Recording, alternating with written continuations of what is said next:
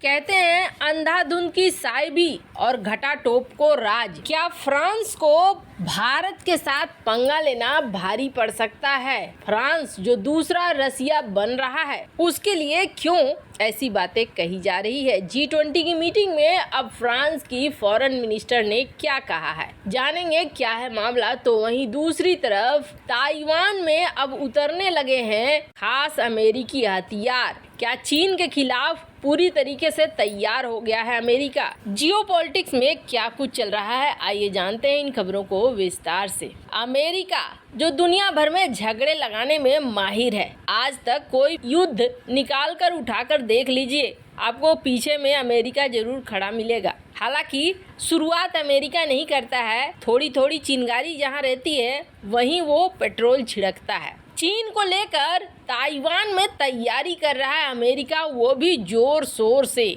और ऐसे में कहा तो ये भी जा रहा है कि आधिकारिक तौर पर अमेरिका भले ना कहता रहे, पर अमेरिकी सैनिक तैनात हैं ताइवान में। रूस यूक्रेन की लड़ाई में यूक्रेन को हथियार सप्लाई करके इस युद्ध को लंबा खींचा, और लंबा खींचने की वजह से कहीं न कहीं रूस को कुछ न कुछ हानि तो जरूर हुई है। रूस यूक्रेन के युद्ध को पूरी दुनिया के साथ साथ चाइना भी देख रहा है, और चाइना के लिए भी कुछ अमेरिका उसी तरह की तैयारी कर रहा है।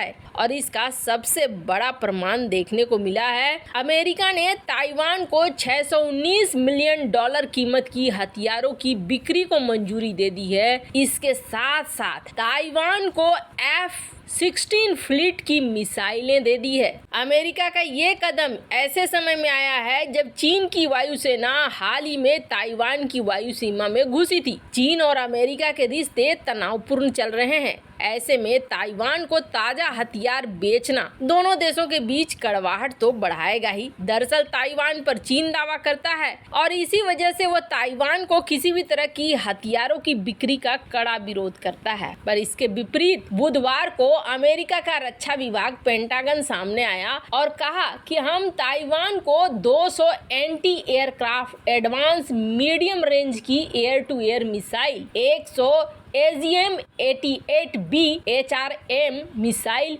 ये बेच रहे हैं। इसका मतलब है कि ताइवान को पूरी तरीके से तैयार किया जा रहा है। अगर चीनी वायुसेना आती है तो इसे मारकर गिरा दो। ताइवान के साथ जो समझौते हुए हैं, ये कॉन्ट्रैक्ट मिला है रेथियोन टेक्नोलॉजीज को और लॉकहीड मार्टिन को, और चाइना ने इन दोनों ही कंपनियों के ऊपर प्रतिबंध लगा दिया है। लेकिन प्रतिबंध लगाने से क्या होता है? ऐसा लगता है जैसे इस जगह पर एक और युद्ध है जो तय है होना और होकर रहेगा। जहां एक तरफ ये सब कुछ हो रहा है तो वहीं दूसरी तरफ क्या फ्रांस और भारत के दोस्ती में कुछ कड़वाहट आ गई है? होना तो ऐसा नहीं चाहिए, क्योंकि फ्रांस धीरे धीरे रूस बनता जा रहा है भारत के लिए। कैसे? तो आपको बता दें, भारत ने 36 राफेल फाइटर जेट खरीदे। पहले फाइटर जेट खरीदने के लिए भारत जाता था रूस के पास, और भारतीय वायुसेना में रूसी फाइटर जेट इसके सबसे बड़े प्रमाण हैं। पर इसके बाद सिर्फ ये मत सोचिए कि फाइटर जेट तक ही बात रही है, यहाँ तक कि सबमरीन्स के लिए भी फ्रांस और भारत के बीच में बातचीत चल रही है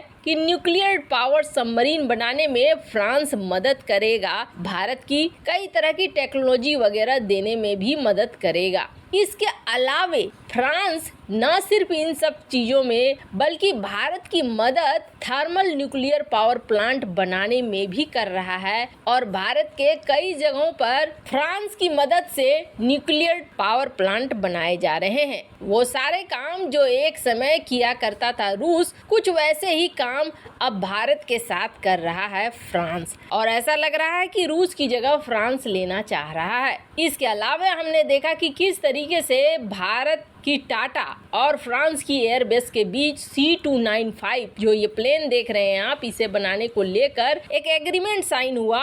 न सिर्फ एग्रीमेंट साइन हुआ बल्कि भारत में मेक इन इंडिया कार्यक्रम के तहत 40 C295 बनने थे। इसके लिए फैक्ट्री वगैरह का भी उद्घाटन हो गया जो PM मोदी ने खुद ही किया। ये भारत और फ्रांस के बीच एक बहुत बड़ा सहयोग था, बहुत बड़ा कोऑपरेशन था। C295 की डील काफी बड़ी डील है, 21 21,935 करोड़ की पहली ये डील है जो पहली बार प्राइवेट कंपनी के अंतर्गत भारत के अंदर ही बनाई जाने वाली है। भारत के अंदर रोजगार भी बढ़ा तो वहीं एयरबस और भारत के साथ जो ये समझौता था ये फ्रांस और भारत के लिए एक नई कड़ी भी शामिल हुई। सब कुछ अच्छा चल रहा था। फ्रांस ने यूएन में भारत को बहुत साथ दिया है, ये चीज भी देखने को मिली है। लेकिन ये जो G20 की मीटिंग हो रही है ना, इस G20 के मीटिंग में कुछ एक अलग सा माहौल देखने को मिल रहा है। पहले तो जो प्रतिनिधि थे फ्रांस के, उन्होंने साफ साफ कह दिया, शुरुआत इन्हीं से हुई है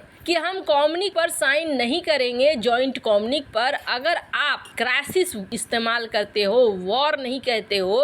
रूस ने जो यूक्रेन के साथ किया है उस पर, तो वहीं ये अब झगड़ा लग रहा है जैसे कि बढ़ ही रहा है, क्योंकि बात भी सही है। अभी तक मीटिंग हो रही है, विदेश मंत्रियों की बैठक हो रही है, लेकिन कोई भी कम्युनिक अभी तक साइन नहीं किया गया है। इन सब के बीच में हमने आपको बताया था कि फ्रांस के राष्ट्रपति जाने वाले हैं जिनपिंग से मिलने। हालांकि ये सारी चीजें कोई काम की नहीं है, क्योंकि फ्रांस कुछ वैसा ही कर रहा है जैसा एक समय रूस किया करता था। रूस क्या करता था, रूस के ऊपर भारत की डिपेंडेंसी थी, ये चीज तो अभी भी दिख रही है। भारत बहुत सारे हथियार खरीदता है, रूस से खरीदता था, तो बहुत हद तक भारत ने अलग अलग देशों के साथ खरीदना शुरू कर दिया है। तो जब भारत को कोई हथियार बेचना होता था ना, तो रूस क्या करता था, रूस पाकिस्तान को बेचने का नाटक करता था और पाकिस्तान के नाम पर भारत ब्लैकमेल हो जाता था और रूस से खरीद लेता था उन हथियारों को। कुछ ऐसा ही अभी हाल फिलहाल तक में देखने को मिला था, जब तक कि पाकिस्तान दिवालिया नहीं हो गया। और अब भले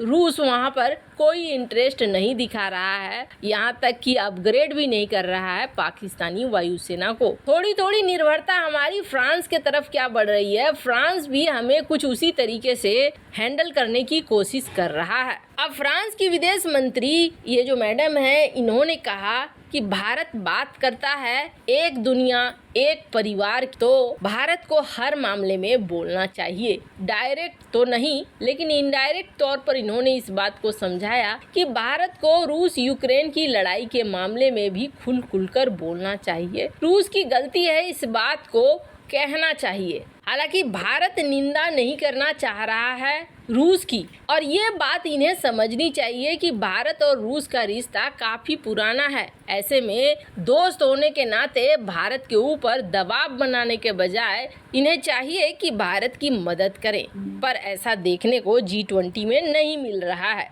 पर जरा सोचिए, अगर भारत फ्रांस के साथ नहीं बल्कि जो मीडियम रेंज प्लेन है उसके लिए रूस से बातचीत करना शुरू कर दे, तो एक बड़ा झटका लगेगा फ्रांस के इंडस्ट्री को। वैसे भी फ्रांस की सेंट्रल बैंक ने कहा है कि यहाँ महंगाई काफ़ी बढ़ गई है, पर ये बात भी सही है कि भारत की कूटनीति इतनी अच्छी है कि भारत कुछ न कुछ हल जरूर निकाल लेगा और G20 में अंतिम समय में कम्युनिक जरूर साइन होगा। वैसे आपको क्या लगता है, भारत को क्या करना चाहिए? कमेंट कर अपनी राय जरूर बताएं।